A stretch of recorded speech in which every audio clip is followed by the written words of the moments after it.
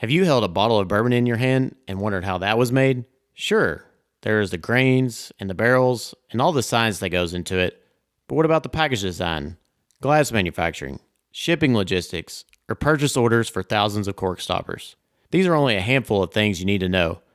But with the University of Louisville's new online Distilled Spirits Business Certificate, you're only a few clicks away learning from industry experts. All that's required is a bachelor's degree. Go to business.louisville.edu/online spirits. We got the four of us tonight, so we're going to, like I said, a little bit of a skeleton crew, but that's okay. Oh, is it just the four of us? No Ryan either? No Ryan either. He's not feeling too well. We had a pretty good week.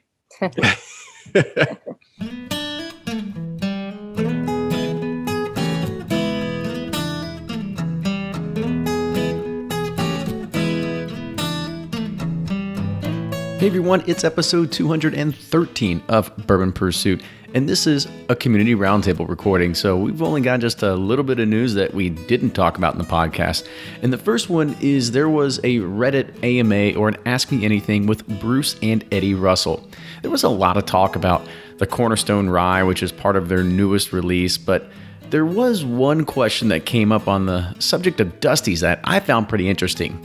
And it talked about if there's any plans to release some older, age-dated bottles that have a similar makeup or construct to some of the Dusties that they've had before.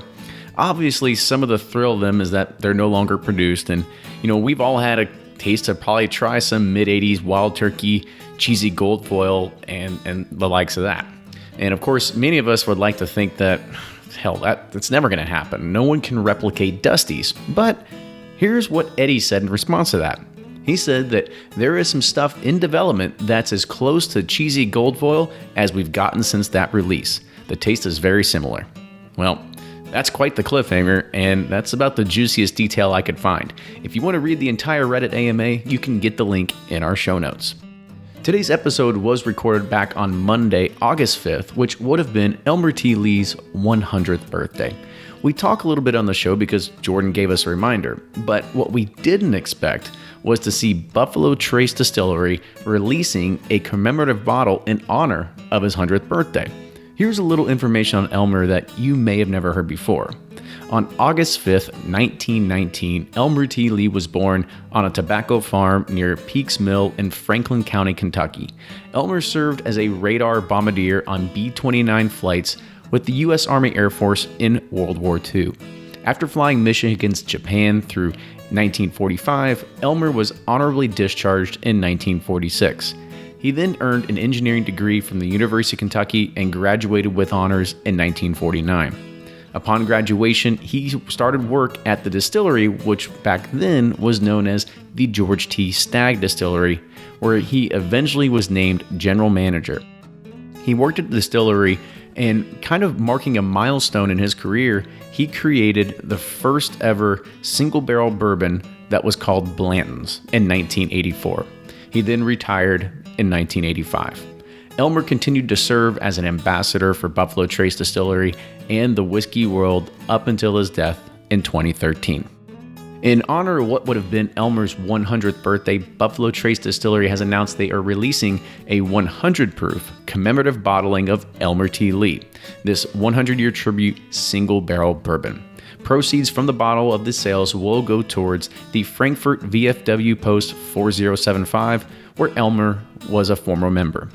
This is, once again, as you'd think, a limited edition, one-time only release with the same age and mash bill as a standard Elmer T. Lee, but this whiskey is bottled at 100 proof, and the suggested retail price is $100. Now this roundtable, it goes through a lot of topics where we start from the secondary market fallout to deciding if bourbon brands care about their market perception. It really goes in a lot of different directions, and I really hope you enjoy it. But for now, you're done listening to me. So let's go hear from our friend Joe over at Barrel Bourbon, and then you've got Fred Minnick with Above the Char.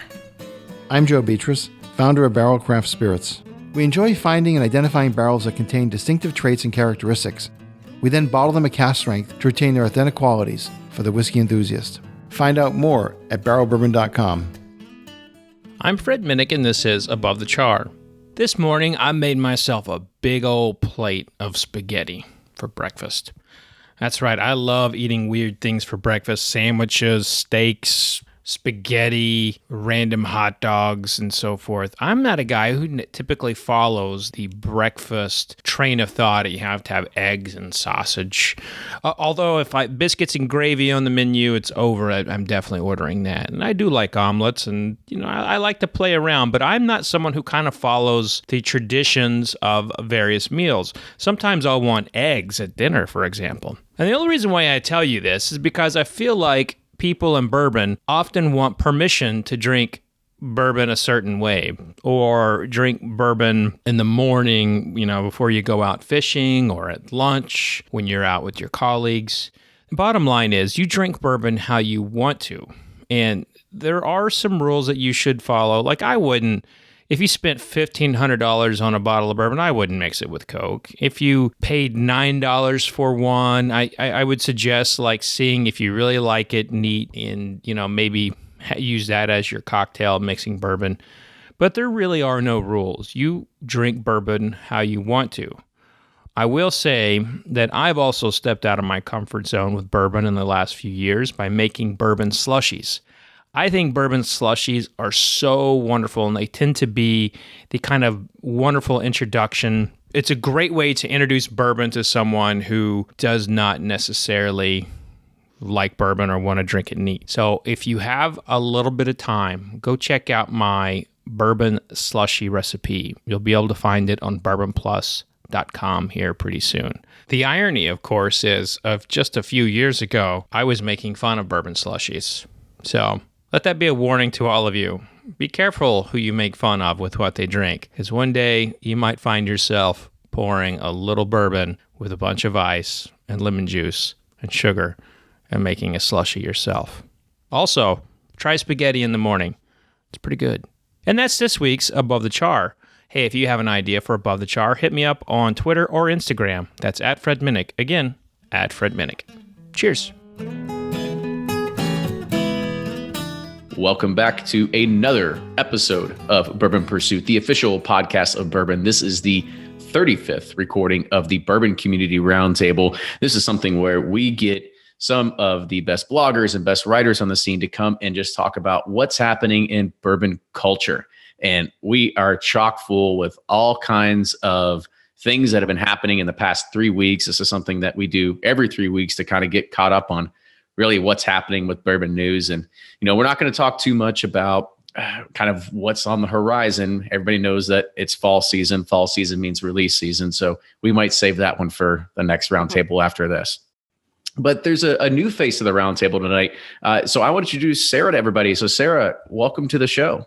Thank you. Thanks. I've been writing in Louisville spirits for about, 20 years now. So I wrote for 15 years at Leo as the barbell, and then now I'm over at Insider in Louisville until Wednesday as the culture editor, and that's actually shutting down Wednesday. So if there's anybody in town or outside of town that needs bourbon content, let me know. Yeah, she's being very, very modest about it. So Sarah Havens was she was the bourbon beat writer for Louisville. Like anytime there was a new release, a distillery opening, or anything like that, it by far had the biggest traction that you saw of any sort of local publication. So she did a fantastic job in all of her write-ups and being able to come at it with a very journalistic perspective as well. So, well, thank you. You're giving yourself not a lot of credit there. You need a little bit more. All right. And so with that, let's go ahead. There's two more familiar faces in here. So, Blake, we're going to have you go last because you're always here. Jordan, you're up, buddy. Sure. This is Jordan, one of the three guys from Breaking Bourbon. You can find us at Breaking Bourbon on all the socials. Check out the website, breakingbourbon.com, for your latest release calendar and reviews and articles. Cheers. Awesome. Fall release season's coming up. He's going to be a busy man. Very much so. But not as busy as this man with his Microsoft Paint job. Hey, we upgraded. They now make a WordPress app for filling in states on a map. So do they really? They do. Man alive. It's like they made it just for you. I know. And like a few years ago, I was trying to pay somebody a couple $100 to do it. Lo and behold, I found it for free. Even better, because they're doing paint on me. So that really hurts the release maps. Am I up? Oh, you're up. Okay. I am Blake from Bourboner. You can find me usually here every 3 to 4 weeks. Also bourboner.com, BOURBONR.com, all the social medias, as well as sealbox.com. And we did get cool new Sealbox hats in. Ooh, so nice. yeah, kind of testing out the new logo. And so maybe I'll give one away by the end or something, since we're not allowed to do alcohol giveaways on, I guess we're not on Facebook or Instagram, so do whatever the heck we want. So Free game right now. But yeah, so check it out. Thanks. And I guess that kind of leads us into really the first topic tonight is kind of, that was the big news. It was actually, I think it was two roundtables, may have been 3 roundtables ago, when we had Craig, one of the admins from the Bourbon Secondary Market, which was the largest Facebook group that was out there, had around 50,000 people in it. And they got really kind of the first notice that, hey, things are going to start changing. They tried to change it. They tried to say, okay, we're not going to make this a selling form and try to change the rules. That lasted like 3 days. And then about a week and a half ago, there was the kind of basically the CNN article that went out, broke the news and said, hey, everything that deals with cigarettes, with guns, with liquor, everything, it's gone. And I don't know about you all, but at least in the span of like 72 hours, like half the groups I belong to were just disappeared. For sure.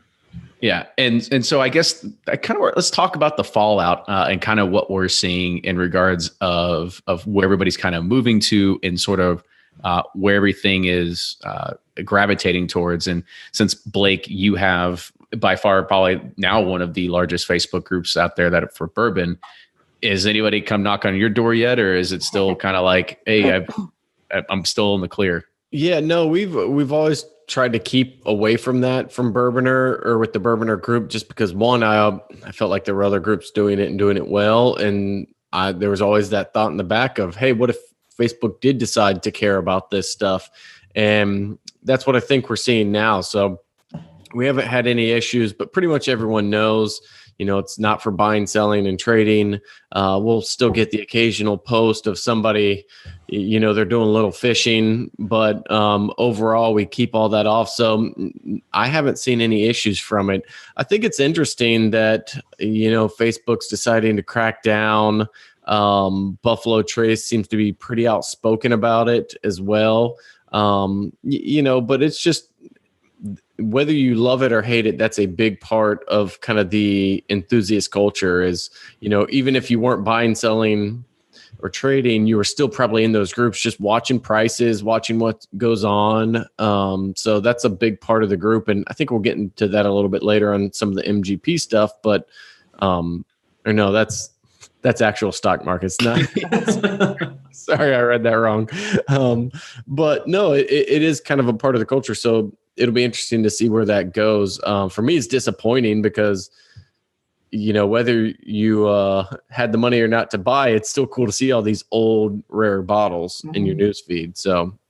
Mm-hmm.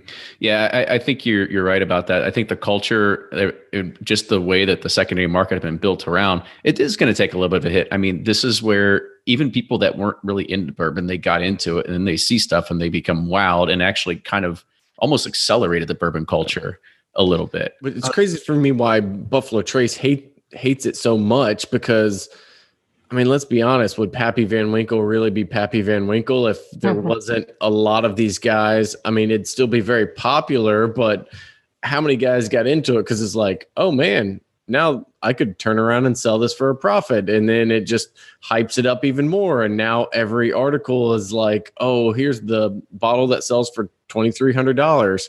Well, it wasn't stores increasing those prices. It was these Facebook groups that were increasing the market perception of it. So yeah.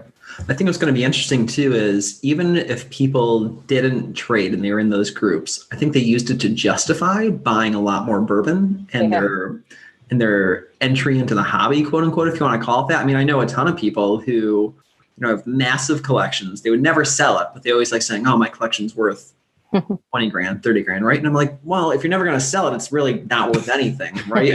That's it.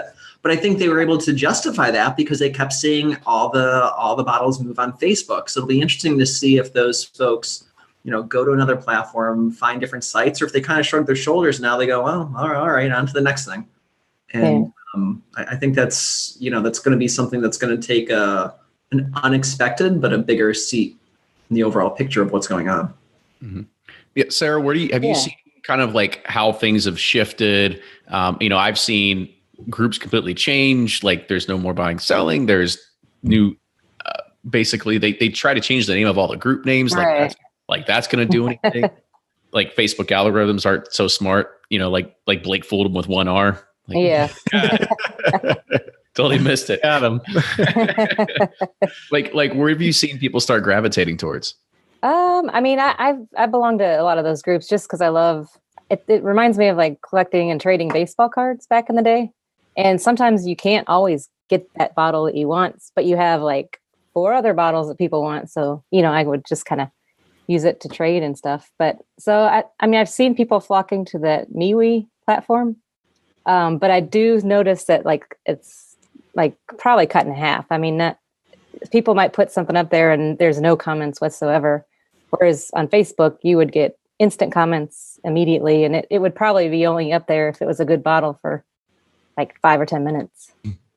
Even 10 minutes is probably a stretch if it's that good of a bottle. That's true.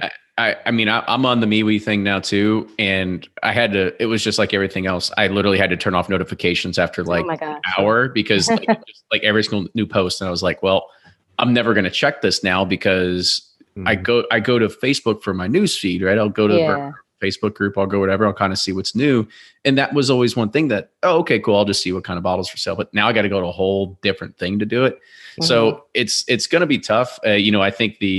I think Sarah, kind of, you were right there that trying to bring a new crowd over to another platform it's always going to be an uphill battle. And so it's going to be interesting to kind of see what's going to happen. And at this point, I think people started renaming the groups of things that don't have the word bourbon or liquid or trading or group or something. I think it's interesting to see people's creativity and how to try and get around it. It's only been a week or two, so we'll see if that keeps up. But I do give folks credit. I'm thinking of a few different groups that really focus on, posting different items versus bourbon. I won't mention what ones, but I give them credit for their creativity. That's for sure. I think I saw one earlier that said like, I've got 2 brown bears for sale. That's what I'm thinking about. They have 12 cousins named Weller. I'll set 360 fishes. It'll go to anywhere in the US. It's just like at some point you're gonna like, okay, let's give up on this a little bit. But I mean, the other thing is there's other platforms. There's MeWe if you really want to do it. There's Bottle Spot. There's other places that you can find stuff. Even Bottle Blue Book. We know the people behind there. Like they'll buy your bottles from you. So there's always going to be a market. It's just not going to be as centralized as it once was. Yeah. Yeah, and that's what I was talking to somebody about it, and just I put this in the chat too, but just the accountability you had because it was connected to people's Facebook. There weren't a lot of fake accounts, so if something went wrong, you could probably track the guy down, and kind of the bourbon mob would be able to take care of a lot of issues that popped up, and you don't have that on a site like MeWe or Bottle Spot, which are a little more anonymous. And, you lose a little bit of the trust factor when it goes off of Facebook, which is the disappointing part because, I mean, you think of how many bottles you see that went or were sold or traded on a daily basis and how many actual horror stories you heard from people who got scammed or something. It was very small, a small percentage. And that's why I think it just opens it up for more of that when you don't have the Facebook accountability. Yep. And there was one comment in here. I believe I can't scroll up and find it now, but there was somebody that said that they didn't really know too much about bourbon until they were introduced into the secondary groups. And that kind of what introduces you to all these other bottles that are out there in the market. That was kind of my first introduction to a lot of this too, is I remember the first time that I was joining this group that I'm not going to say any names, but when I was into it, I remember seeing like the first bottle of like Willet Family Estate. And I'm like, oh my God, what is this? Like, how can I get my hands on it? I mean, I went around forever going to try to find it. And I didn't even know the entire time. I just had to drive 45 minutes down the road to Bardstown to go pick it up. Like it was there. It was always in the gift shop. So, there's definitely like, there was an educational factor of what this brought to a bourbon consumer. But I think on the flip side, there's also this kind of piece where it says people become a little bit immune to other everyday bottles because all they see are unicorns and that's all they think are really good. So there is a downside to that as well. So as we kind of like shift focus here, one of the big things that also happened last week was MGPI. Anybody that is following bourbon and probably listening to this podcast is knowing that it is a huge contract distiller that's out there, and their stock just plummeted this past week. It went from a pretty good sizable investment if you're into it about 5 or 6 years ago to something where you're like, okay, probably should think about selling at some point. But whatever goes, I mean, we're also kind of like in a downturn right now. If anything, now's a good time to buy. But what happened was Barron's.com wrote an article and talked about the sales of aged whiskey actually fell in the past quarter at MGPI. And it actually sent the stock down about 26%. Back on Wednesday, July 31st. And historically, MGPI has been a big name spirits outfit like Diageo, and they decided a long time ago to bet their popularity on building up some aged inventory. And MGP, at some points, they were actually getting the price that they wanted for it, nearly 3 times of their actual cost, but the volumes just weren't there as I had hoped. And the way this article kind of summed it up was that some customers were having trouble raising the funds to make these large purchases, while others were waiting to see MGP would drop its price. Now, Blake, I'm going to hand this over to you because I know me and you, we've seen the MGP price list before. Mm-hmm. Do you think this is kind of valid that they really were kind of trying to make it really out of the world here, that nobody's going to buy it if you have if you don't have the wherewithal to spend that kind of cash? Well, I mean, I have no doubts that it slowed down based on the price list. I mean, looking back, so we bought, it was 12 barrels of just under 10 years. So it was 9 years. And it was, I want to say it was around $3,000 a barrel. Right now, the price list I'm seeing, $3,000 a barrel probably gets you like a 2-year-old product from MGP, maybe 4-year-old, 5-year-old, if you find the right broker, that kind of stuff. So I have no doubt that people were slowing down on their buying, and because you look at the amount of cash that it would take to do, because MGP only sells in really big lots. You can't buy 5 or 10 barrels from MGP. It's got to be probably a $500,000 buy to buy from them. And so, I just think the appetite for MGP selling probably got a little bit ahead of them, and with what people were willing to spend, because then people are doing the math and it's like, all right, how many $100 bottles can we put on the shelf? Because, if we're having to buy at this price, that means our cost is X and we got to retail it at Y. And so I imagine there was a slowdown, and, who knows, maybe it is people trying to negotiate, or, it is interesting to see that play out on like a big scale of a publicly traded company, and, their stock market taking that big of a hit in one day just from that. But I'm not too shocked at all that there was a little bit of a slowdown in there, but overall, I don't think that'll slow down the market. All they have to do is reduce their cost or reduce their price, probably 10 to 15%, and it'll probably pick right back up. And they'll still make way more money than they were 5-10 years ago. So I don't think it's anything but a small bump in the road at this point.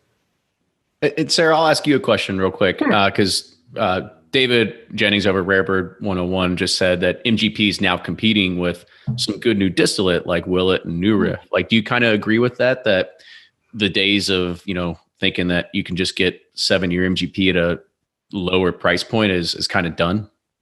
Yeah, I mean, we've got like Bardstown Bourbon Company coming on. I mean, I don't know if that's more for one level up from a consumer or, just one dude trying to start a business. But I think more and more competition is coming on the scene.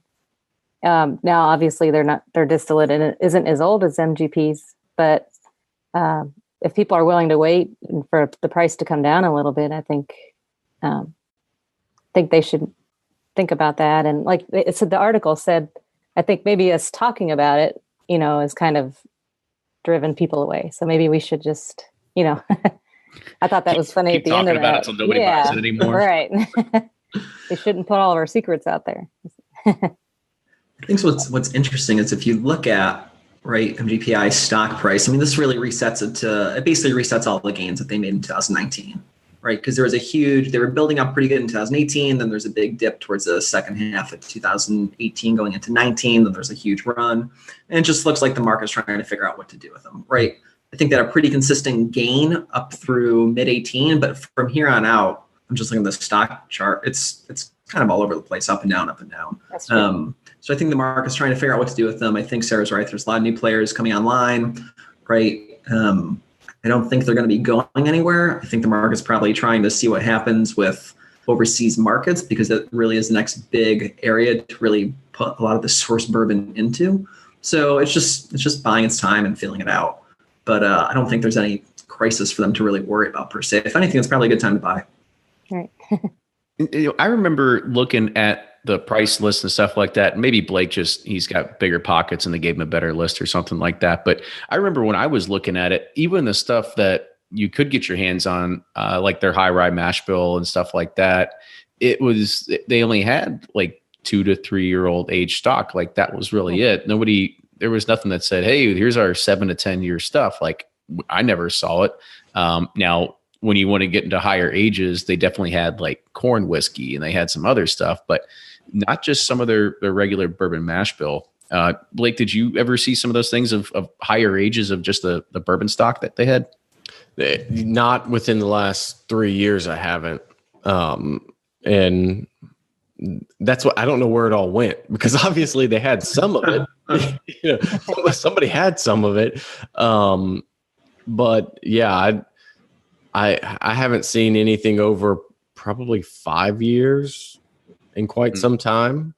And yeah, so I don't know if they just sold out of it or maybe it's the same thing. They're just holding out for that higher price. And, it's getting cut a couple times before, makes his price list down to me. So I'm not seeing those prices, but no, it seemed like that all evaporated about 2 to 3 years ago, and most of the aged MGP bourbon was gone. So, yeah, it is interesting to kind of see how that plays out. And somebody made another good point in the chat is, who the distilleries and brands that are buying this. A lot of them were doing it while their own distillate gets ready. Somebody like a Traverse City. Let's see, New Riff. There's countless others. Their stuff's ready now.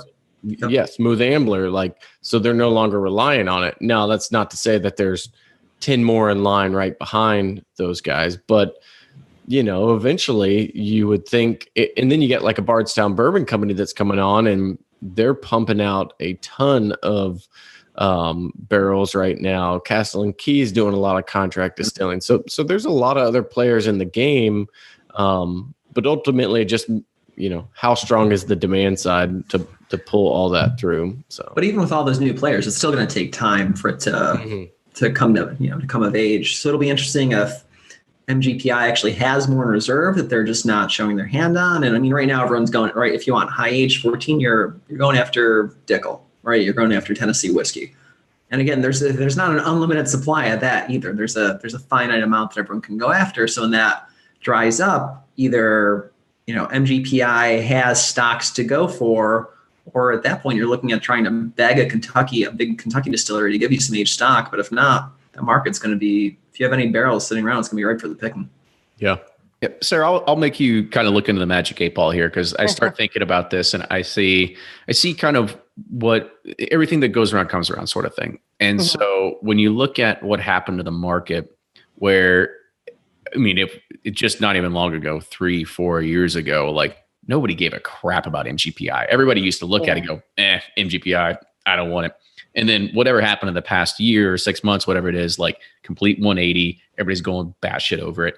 And now, since we have all these new players coming on, now you're going to have this kind of like bulk source market that is Kentucky. It's got that Kentucky name to it. Yeah, so true. Where do you kind of see, like, if everybody's laying down today and we fast forward 5 years from now, 6 years from now, is MGPI really going to be able to compete with all these brands that are laying down stuff that now says Kentucky on it?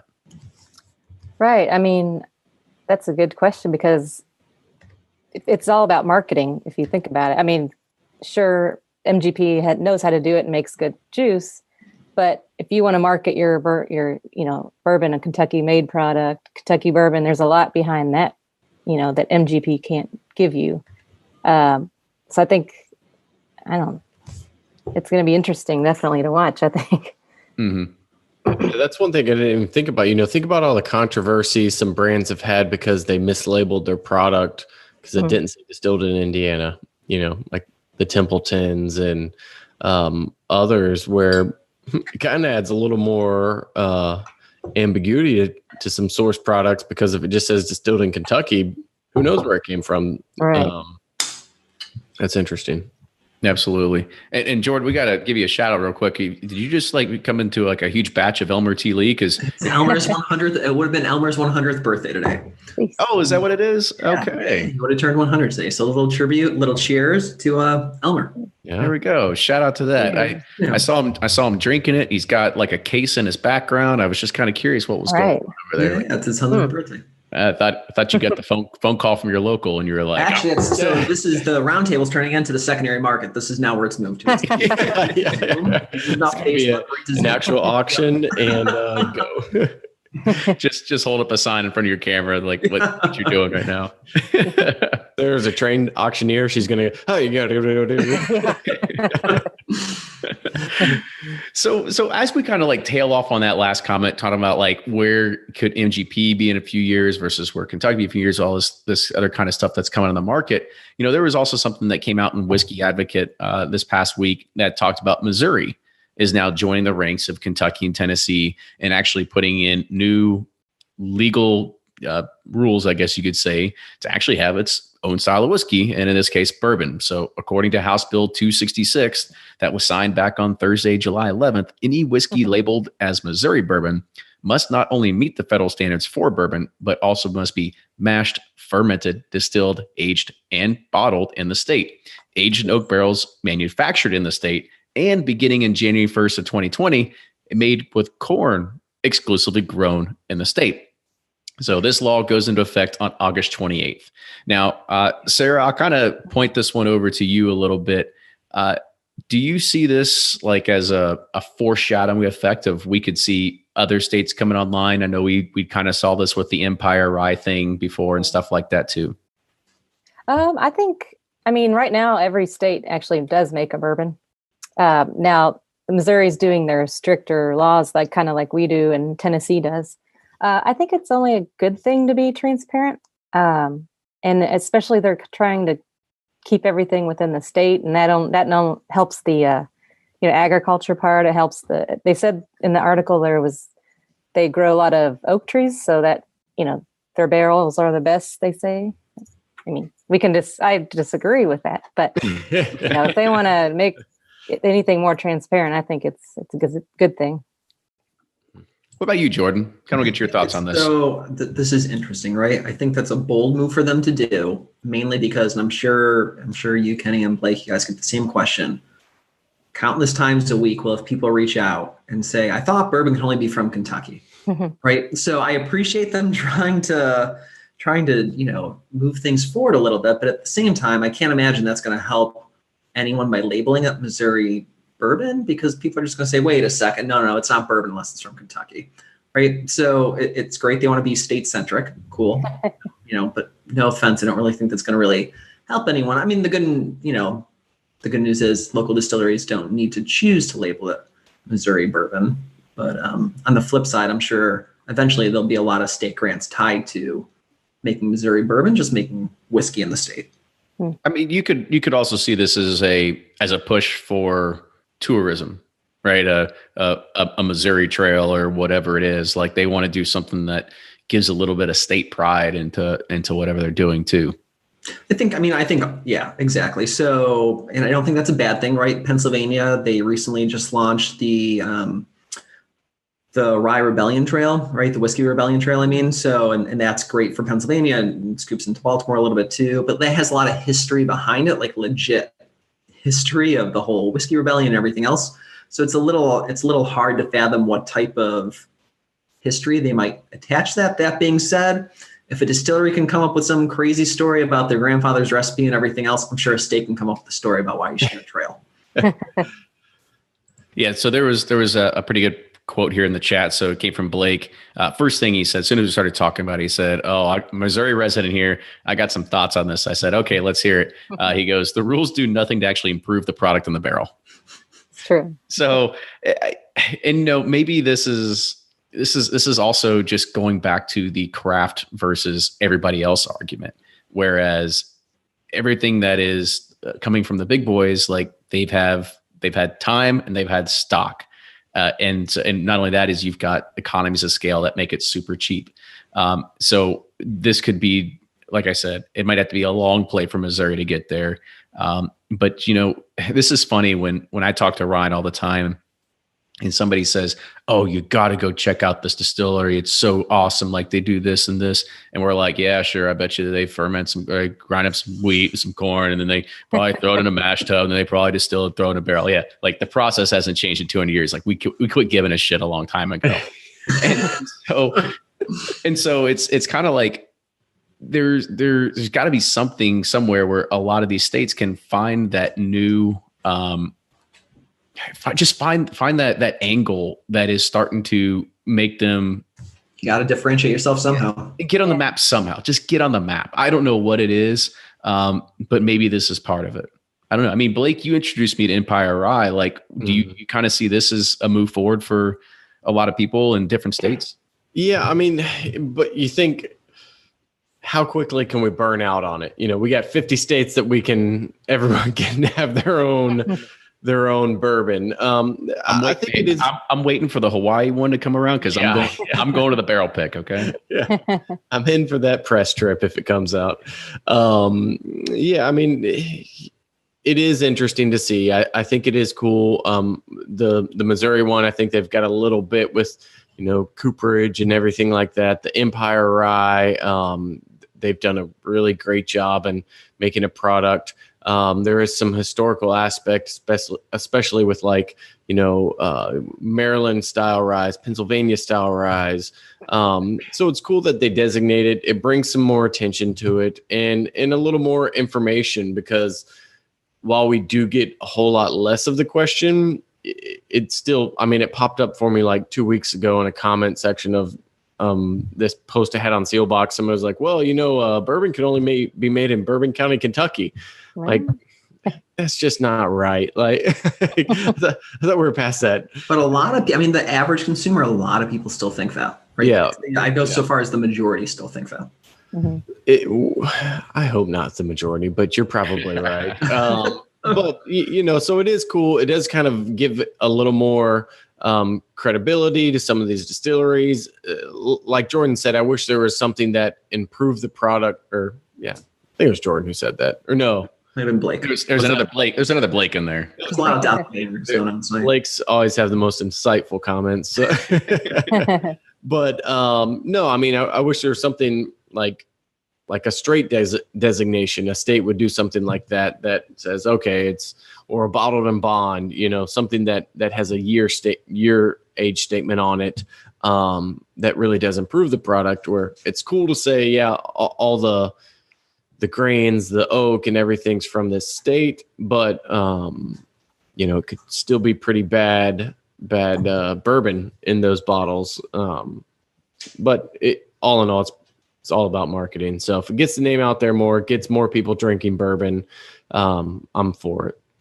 I mean, I just think they took it almost a little few steps too far. I mean, it was literally mashed, fermented, distilled, aged, bottled, Right. aged in oak barrels that were manufactured in the state. Grains grown there. But I mean, what else are they going to do, to make it Missouri? I mean, Well, like I said, I think the part that probably took it over the edge was like had to be aged in oak barrels that were manufactured in Missouri, right? Like we all know that like Kentucky straight bourbon doesn't have Nick was sponsoring that bill. I don't know. Kentucky oak trees. Yeah. Oh, see, Jordan might have something. It might be Independence State that could have been behind that, right? Because they've got a huge Missouri Of presence. course, I mean, who really benefits from that, right? So it's going to be the barrel manufacturers in Missouri, the people selling trees in Missouri. It's going to be the people growing the grains. It's really meant to benefit the local economy. And this is where we get into our hypothesis of things. What moves the political? Yeah, absolutely. I mean, but like I said, I think, Jordan, you made a really good point there that, it really could be ISC behind that really says like, oh, this should be a part of it. Because, until I really started getting into this, I didn't really know how many cooperages we even had really here in Kentucky. And so perhaps there are a few more in Missouri that we are kind of not shining the light on. But it's definitely a very valid point that you raise when it comes to it. So as we start moving on here, Blake said something in the last segment, really talking about, well, if they're going to do something, like make it be bottle and bond, put sort of age statement. You got to do something that really kind of really wants to make the consumer start gravitating towards it. And this is one thing that is sort of relatively recent that was just announced, that it's something that we've been all accustomed to in the past 2 years now, of basically every label out there losing its age statement. And this is because of the popularity of bourbon and just not being able to keep up with stocks. Nobody could forecast this to ever be where it was. However, Beam Suntory came out with a press release saying that Knob Creek is going to be restoring its 9-year age statement on its bourbon. So I'll kind of, Jordan, like, do you really think that all of a sudden they were like, hey, we got stocks? Do you love bourbon? How about festivals? Of course you do. So join Bourbon Pursuit in Frankfort, Kentucky on August 24th for Bourbon on the Banks. It's the Commonwealth's premier bourbon tasting and awards festival. You will get to taste from over 60 different bourbon, spirits, wine, and beer vendors, plus 20 food vendors, all happening with live music. Learn more about bourbon from the master distillers themselves that you've heard on the show, and enjoy food from award-winning chefs. The $65 ticket price covers everything. Don't wait and get yours at bourbononthebanks.org. You've probably heard of finishing beer using whiskey barrels, but a Michigan distillery is doing the opposite. They're using beer barrels to finish their whiskey. New Holland Spirits claims to be the first distillery to stout a whiskey. The folks at Rack House Whiskey Club heard that claim and had to visit the banks of Lake Michigan to check it out. It all began when New Holland Brewing launched in '97. Their Dragon's Milk beer is America's #1 selling bourbon barrel aged stout. In 2005, they applied their expertise from brewing and began distilling. A beer barrel finished whiskey began production in 2012, and Rack House Whiskey Club is featuring it in their next box. The barrels come from Tennessee, get filled with Dragon's Milk beer twice, the mature bourbon is finished in those very same barrels. Rack House Whiskey Club is a Whiskey of the Month club on a mission to uncover the best flavors and stories from craft distillers across the U.S. Along with 2 bottles of hard-to-find whiskey, Rack House's boxes are full of cool merchandise that they ship out every 2 months to members in over 40 states. Go to rackhousewhiskeyclub.com to check it out and try a bottle of beer barrel bourbon and beer barrel rye. Use code PURSUIT for $25 off your first box. Jordan, like, do you really think that all of a sudden they were like, hey, we got stocks? It's only been like a year. Like, was this like a safe face sort of thing? Was this like, it's interesting. So we just did one of our newsletters contained a topic piece on this a few weeks back. So, you're seeing age statements return in a number of ways, right? So I think the Knob Creek might be a little rare in the fact that it may actually return and may kind of stay the same price for the most part. But what you're seeing is, and what we're noticing is age statements coming back but with the price increase, or age statements coming back on a limited basis. I'll use limited in loose quotes, right? So if you think about it, Heaven Hill took off the 6-year, right? It's coming back as a 7-year as a higher price point. Right, Basil Hayden lost their age statement a while back. All of a sudden, it's coming out as a 10-year limited release that we'll see more often. Right, and we're seeing this 1792 this more and more, and we're seeing those age statements come back. And I'm still waiting for the big one. Now, this is just speculation on my part, but I'm still waiting to see Elijah Craig, just the standard version, come back in a more premium-looking bottle. Well, the bottle took place, but a more premium price point. Right, because I can't imagine that Heaven Hill's not thinking about that. Right. But I think we're seeing that. And it's not the fact that age stocks, appeared out of nowhere. It's a business. Right. And the majority of the bourbon distilleries calculated and played this out really well. Because now people do associate age statements on bottles as being higher quality, more premium, and consumers are willing to pay for it. So when those age statements do come back, they're excited for it. Right. And love it or hate it, it's the reality. At least people who are bemoaning the loss of age statements have that option, but it's going to cost them a little bit more. I mean, they could have just as easily said, hey, we're going to come out with a second product line that is 9 years at an extra like $15 a bottle, and just kept doing their, NAS 7 or whatever stuff, and just kind of had 2 variations of Knob Creek there. So I guess, go ahead, Jordan. You kind of saw that with the Heaven Hill with the white label bottled in bond, right? I mean, you had, well, I guess it wasn't bottled in bond, the one other one, but you had the white label and then you had the aged white label. And what did everyone talk about and want? So it's kind of like, well, what's the point of doing the non-aged, the non-aged stated version? So I think people just, if there's 2 options, people are always going to go for the age statement, right? It's just economics on that one. Yeah, Sarah, I kind of want to get your kind of take on this. I mean, because we look at the market, look at what it is. I mean, we had Bernie Lubbers on the show when Elijah Craig 12 lost it. And, everybody went ape shit. And then, he kind of talks about like, this is, the bourbon, it's a bourbon business, not the bourbon charity business. And he talked about like, well, would you rather just take it off the shelves completely or, just bring it back to whatever it is? However, they're, I don't know what Beam did to try to sit there and try to find these stocks that did this. Right. But they did it without a price increase. So kind of talk about your, kind of your feelings on this one. I think people are tiptoeing around idea of the bourbon bubble and if it's going to burst or what's going to happen. So I think, it's probably a way for them to be, more transparent. That seems to be my theme. But it's kind of like an outreach to their fans saying, hey, maybe we're short on this year, but now we're back, or it could just be like, don't leave us. There's so much more on the market. We value you. Here's your age statement back. And I don't know. That might be kind of naive thinking, but I'm glad they didn't raise the price because I like Knob Creek. Yeah. Well, that's what I think one of the things in the press release was talking about how Fred No said when somebody wants to order, you're at a bar, you want to order a Knob Creek, you expect it to be 9 years. Now, I don't know if that's really what is, it's just it could just be a blanket statement that was given and sent out, of course, but that was one part of it.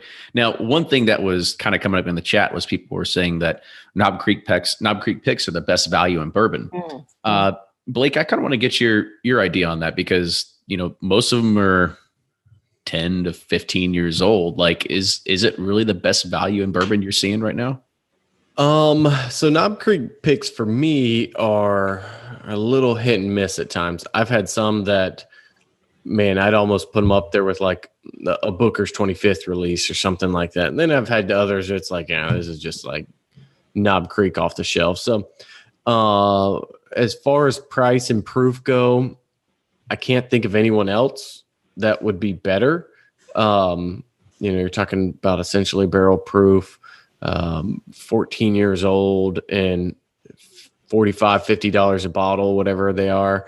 I can't think of one that would be better in my mind, but all in all, I think the more aged options we have out there, the better. So it's nice to see they brought the age statement back.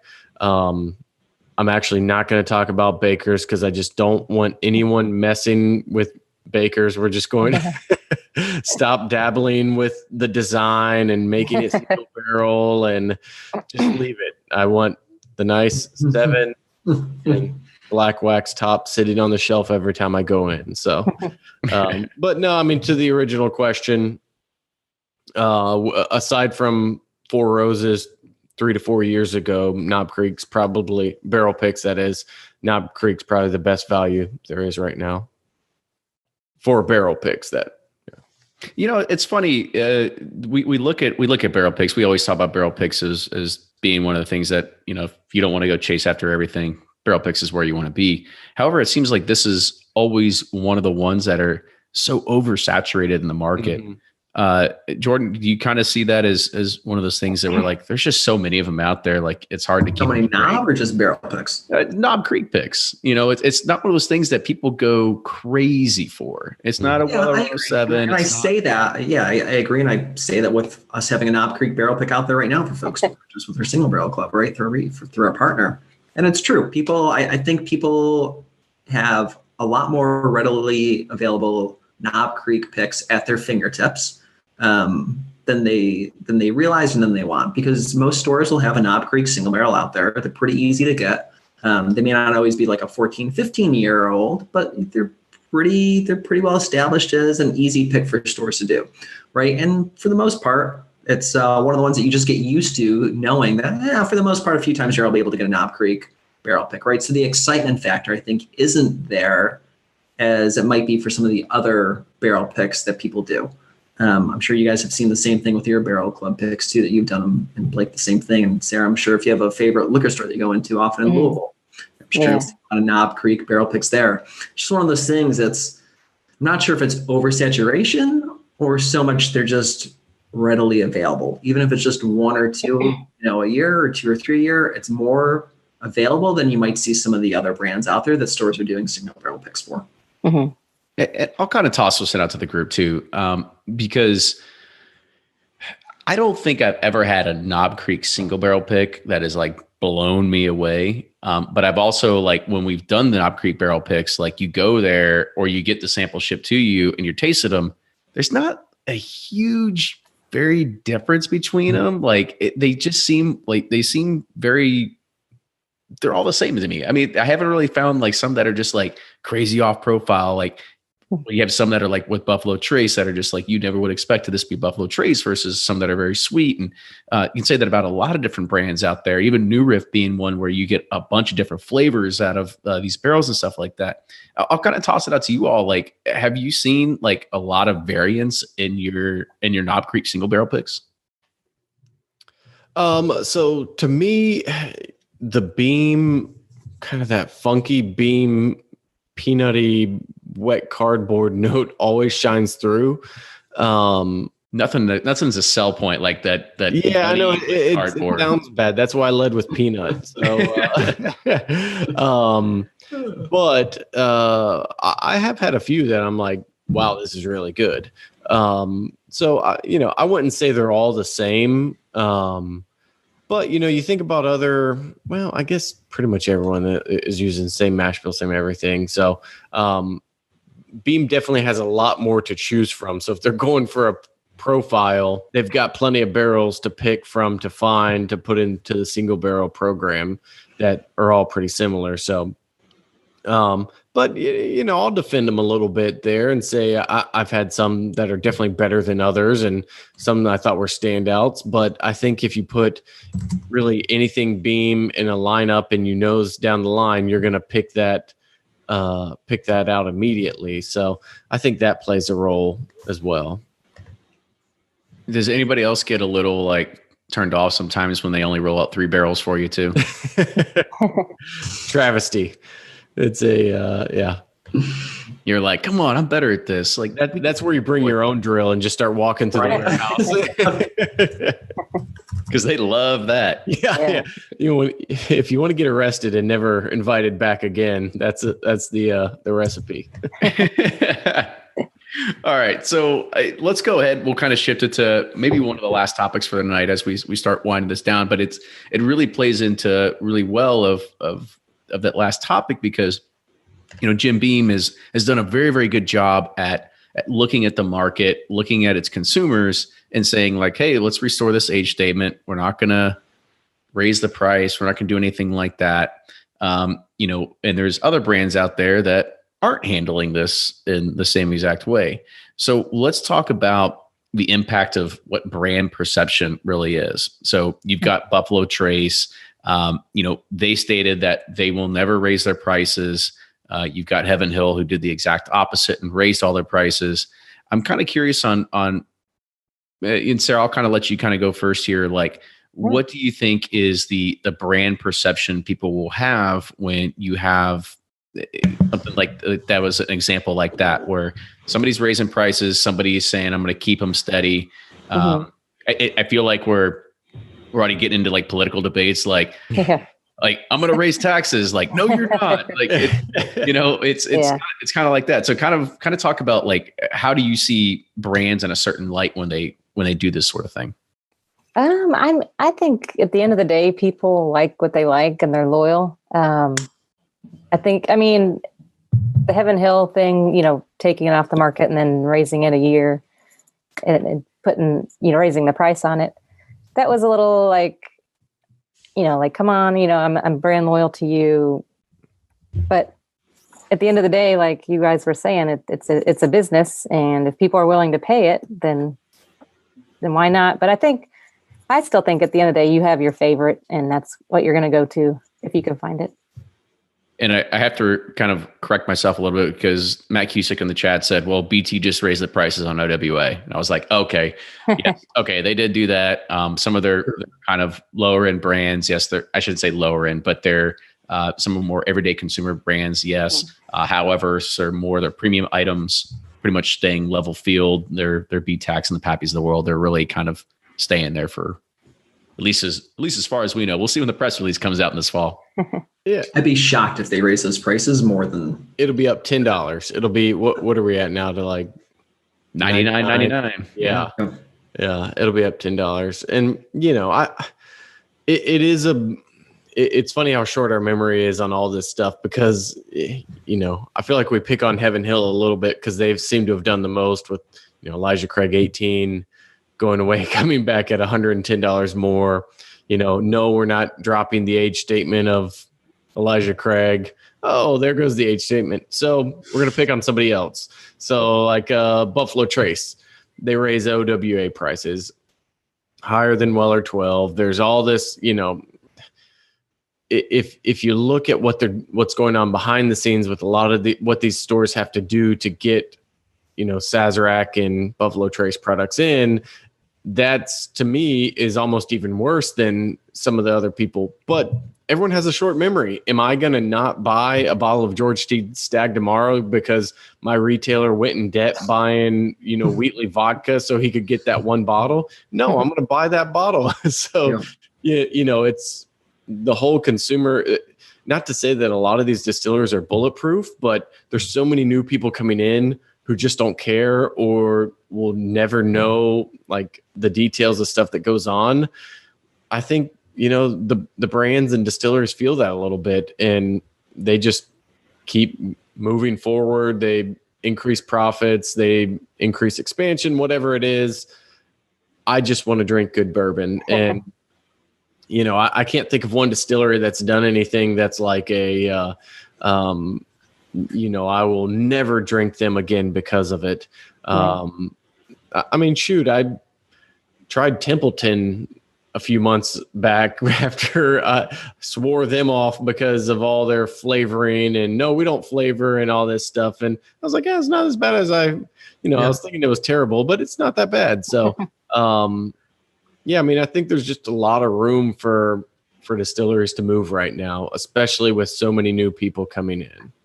I think it's on the flip side, it's a fine line, right? So I appreciate what Buffalo Trace is doing by artificially keeping prices low on some of their products because you have to remember the world we play in, right?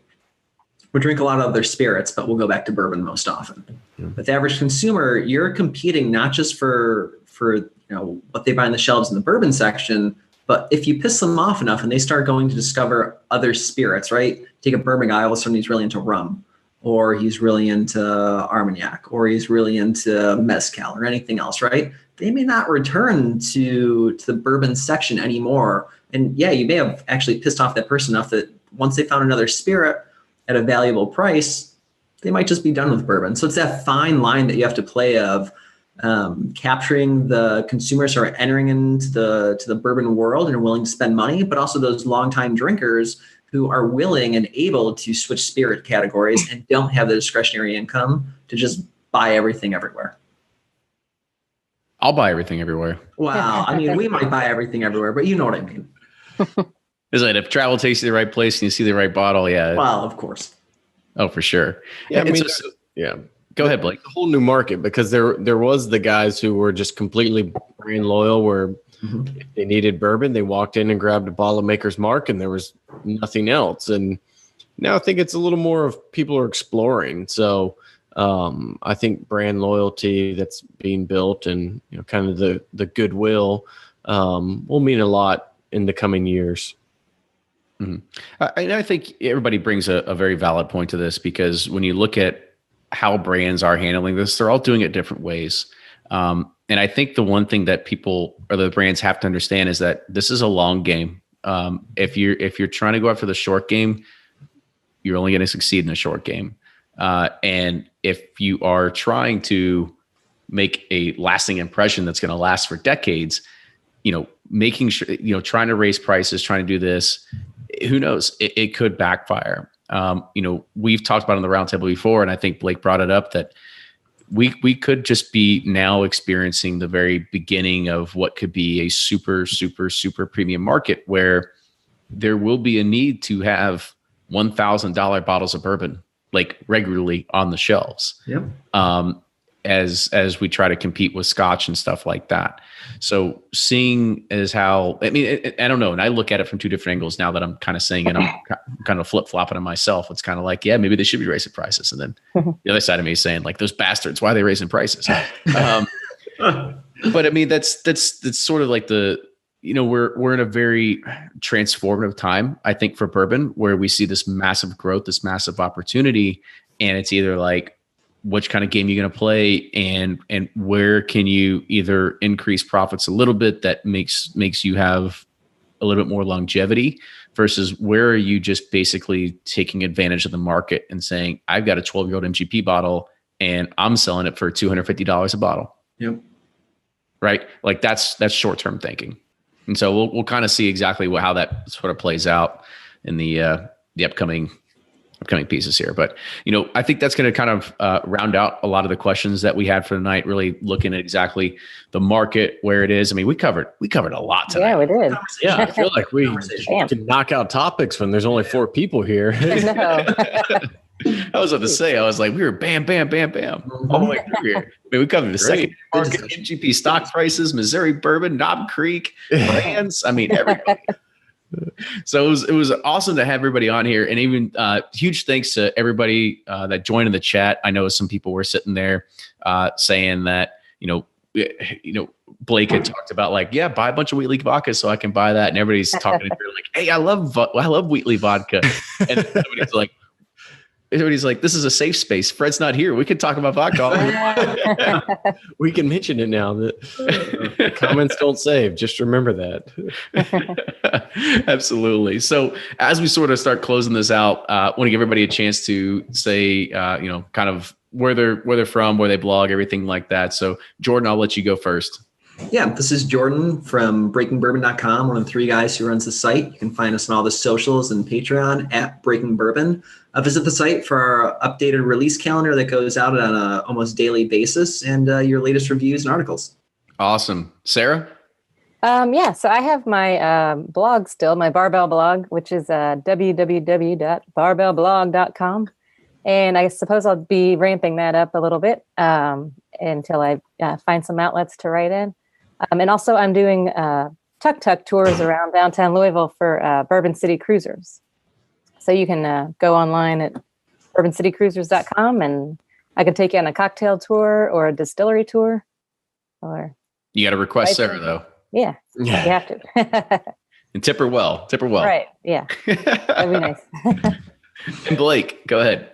All right, I'm Blake from Bourboner, BOURBONR.com.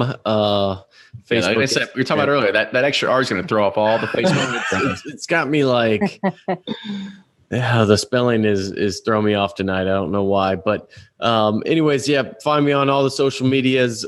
Join the Bourboner email list to get an email every Friday with all the bourbon roundup from what went on that week and in articles, reviews, all that kind of stuff. You can also find me at sealbox.com. That's SEELBACHS for any craft spirit needs you have. Once again, it's been fun. So thanks for having me on. Absolutely. You know, and this is usually when I turn it over to Ryan and have him close it out, because I always put him on the spot like that. I'm like, hey, I'll do my thing. And then like, Ryan, go ahead and do it. And he's like, oh, okay, sorry. Yeah, I'll go ahead. Always had to do that, but I'll go ahead and do that. You know, once again, everybody, thank you for coming on. It was a fun discussion. I thought we talked about a lot of good bourbon culture topics that are kind of really top of mind, some news and stuff like that. We really didn't really dive into our 8 balls tonight and try to figure out a lot of like future thinking and stuff like that. But, you know, we've got a lot of stuff coming up here with the fall release season, and looking forward to a few more of these here as we start closing out the end of the year. I think we only have like 3 or 4, probably 4, maybe 4 or 5 left. So start thinking about it. Yeah. 2019 is coming to a close. So how about it?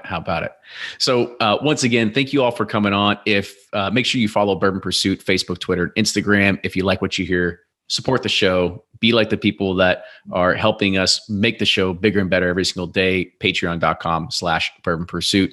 And if you have other show suggestions, things you want to hear, other bloggers you'd rather see on here, because these guys are, you know, Jordan and Blake, they're on way too often. So if we want to kick them off, give somebody else a shot, you just let me know. Off the island. Nah, never. We always got to have our regulars on here. So send us an email, team@bourbonpursuit.com. And with that, we'll see everybody. Blake at bourboner.com, just so I can see who I'll screenshot everything and send it to our group chat. But thanks everybody, and we'll see you all next week.